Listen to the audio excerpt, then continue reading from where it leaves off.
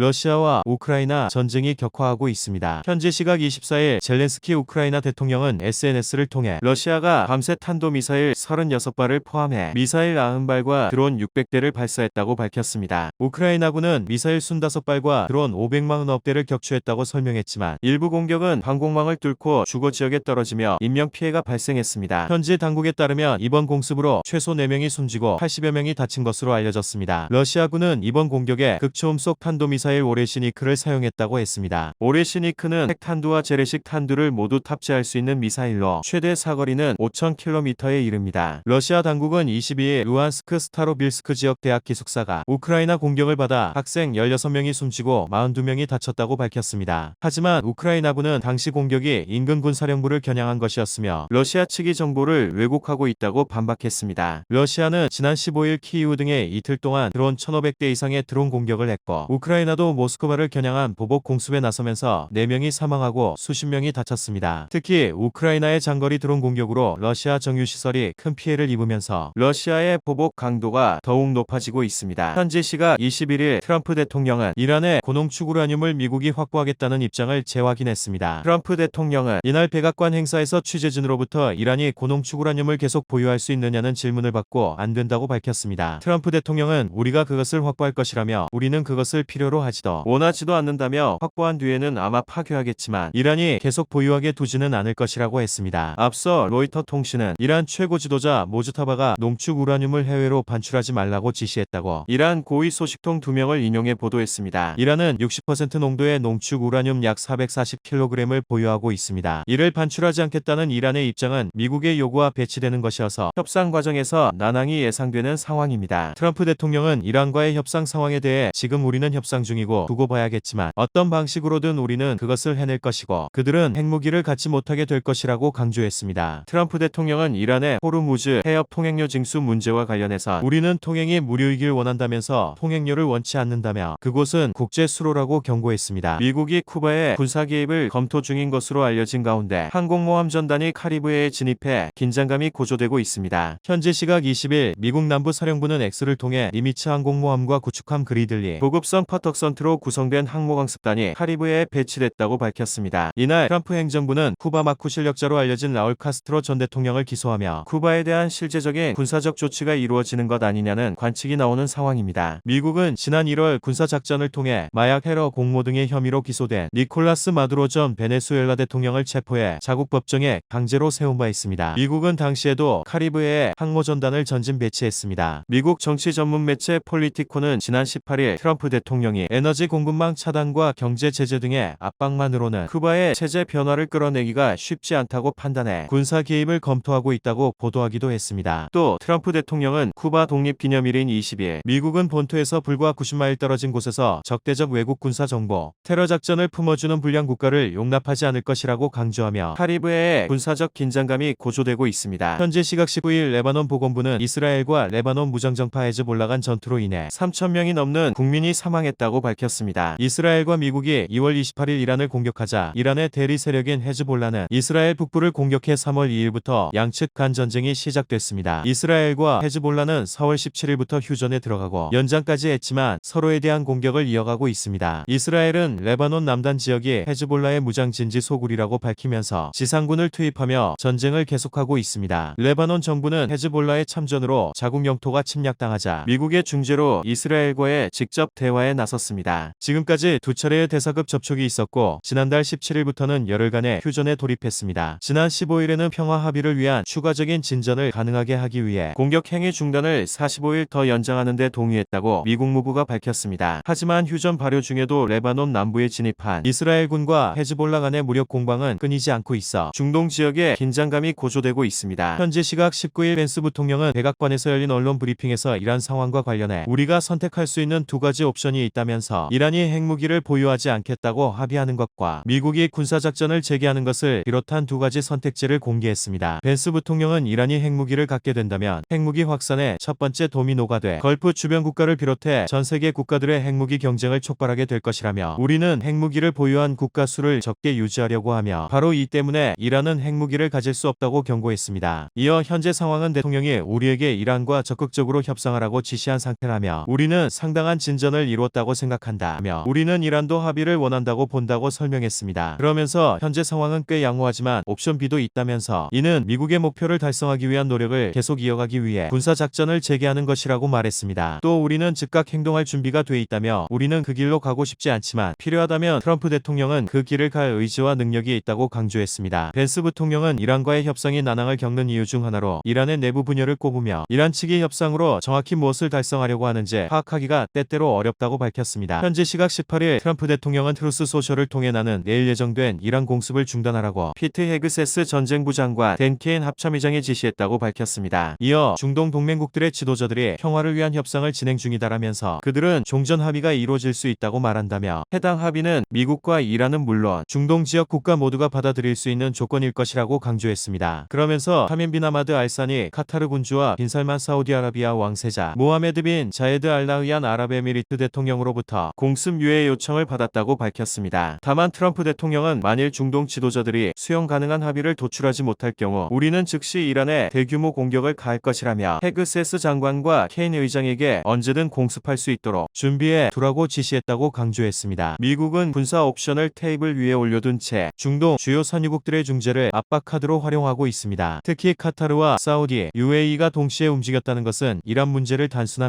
이란 충돌이 아니라 원유 수송로와 중동 안보 질서 전체의 문제로 보고 있다는 의미로 보입니다. 협상이 실패할 경우 호르무즈 해협 긴장을 포함한 중동 정세가 다시 요동칠 것으로 보입니다. 현지 시각 17일 AF통신에 따르면 아부다비 정부 당국은 알다프라 지역 바라카 원전 내부 경계의 바깥쪽에 있는 발전기에서 드론 공격으로 인한 화재가 발생해 긴급 대응했다고 발표했습니다. 당국은 또 인명피해는 없었으며 방사능 안전 수치에도 영향이 없었다고 밝혔습니다. 다만 UAE 당국은 드론 공격의 주체에 대해서는 언급하지 않았습니다. AFP 통신은 UAE는 최근 이란을 자국의 에너지 기반 시설 공격의 배후에 있다고 비난해왔다고 했습니다. 바라카 원전은 한국전력이 자체 기술로 개발한 차세대 원전 노형을 수출해 아부다비에 건설한 중동 최초의 상업용 원자력 발전소입니다. 2009년 수주 이후 2024년 4월 4개 호기가 전면 상업 가동돼 현재 UAE 전체 전력 수요의 약 25%를 생산하고 있습니다. 한편 로이터 통신은 지난 12일 사우디아라비아가 최근 중동 전쟁 전개 과정에서 자국을 공격한 이란에 대응해 이란 본토를 여러 차례 비밀리에 공습했다고 복수의 소식통을 인용해 보도한 바 있습니다. 사우디가 이란의 영토를 직접 타격한 사실이 알려진 것은 이번이 처음인데 원전 피격이 이란의 소행일 경우 걸프국들 간의 연합이 공고해져 이란을 공격할 가능성도 배제할 수 없는 상황입니다. 현지 시각 14일 영국 파이낸셜 타임스는 사우디아라비아가 이란 전쟁이 끝난 후 이란과 다른 중동 국가들이 불가침 조약을 맺는 방안을 동맹국들과 논의해 왔다고 보도했습니다. 서방 외교관들에 따르면 사우디는 1970년대 냉전 시기 유럽의 긴장 완화를 위해 동서유럽 국가들이 체결한 헬싱키 협정을 잠재적인 모델을 고려하는 것으로 알려졌습니다. 헬싱키 협정은 1975년 미국과 유럽 각국, 소련 동맹국들이 체결한 것으로 안보 현안을 다루고 경쟁 관계의 국가 간 경제 협력을 강화하는 내용을 담았습니다. 중동 국가들은 전후 이란이 약화하기는 하겠지만 여전히 이웃 국가들의 위협을 제기할 것이라고 전망하면서 중동 안정을 위해 다양한 아이디어를 구상하고 있습니다. 특히 중동 국가들은 전쟁이 끝나고 영내 미군 규모가 줄며 전쟁으로 큰 손실을 입은 채 한층 더 강경해진 이란 이슬람 정권에 직면할 것이라고 우려하고 있는 것으로 전해졌습니다. 하지만 이스라엘과 UAE가 참여할지는 의문입니다. 파이낸셜 타임스도 걸프 지역에서 가장 영향력 있는 두 국가인 사우디와 UAE가 의견 충돌을 빚어왔다며 UAE가 이번 전쟁 중에 이란을 향해 가장 강경한 태도를 보여왔다고 했습니다.